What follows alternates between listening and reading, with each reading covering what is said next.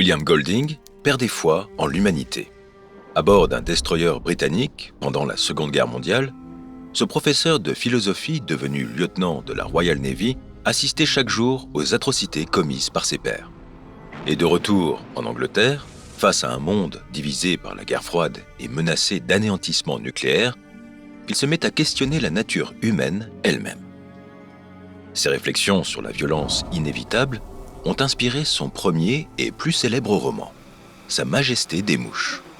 Après avoir été rejeté par 21 éditeurs, le roman est finalement publié en 1954. Son titre fait référence à Belzébuth, un démon associé à l'orgueil et à la guerre, deux thèmes au cœur du livre de Golding. Le roman détourne de façon sombre et satirique les récits d'aventure sur une île, un genre populaire à l'époque où des jeunes garçons échouent sur une île exotique.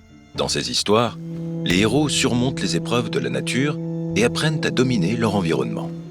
Ce genre véhiculait aussi un discours colonialiste typique de la littérature britannique d'alors, où les garçons inculquaient leurs prétendues valeurs supérieures aux populations locales.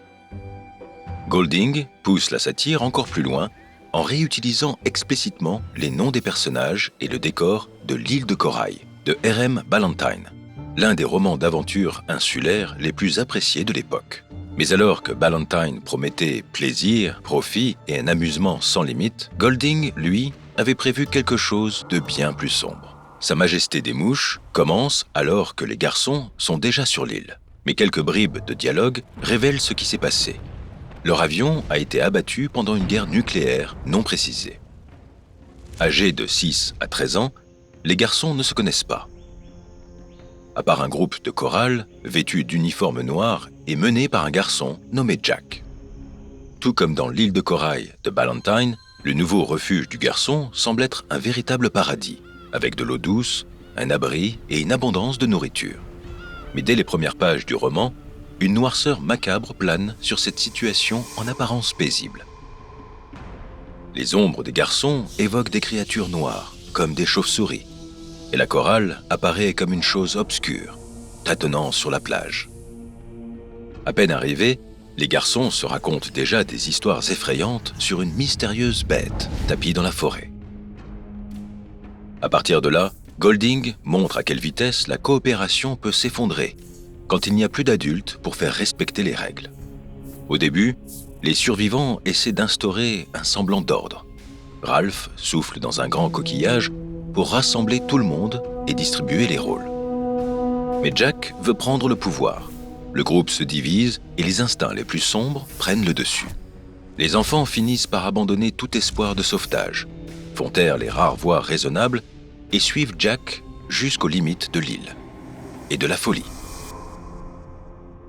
Avec ses thèmes universels de morale, de société et de civilité, le roman est devenu un classique. Il critique à la fois les conventions de son époque et nos croyances sur la nature humaine. Alors que les récits d'aventure sur les îles soutiennent souvent le colonialisme, Sa Majesté des Mouches renverse ce cliché. Au lieu de présenter les populations indigènes comme des sauvages stéréotypés, Golding transforme ces petits écoliers britanniques en caricatures de sauvages.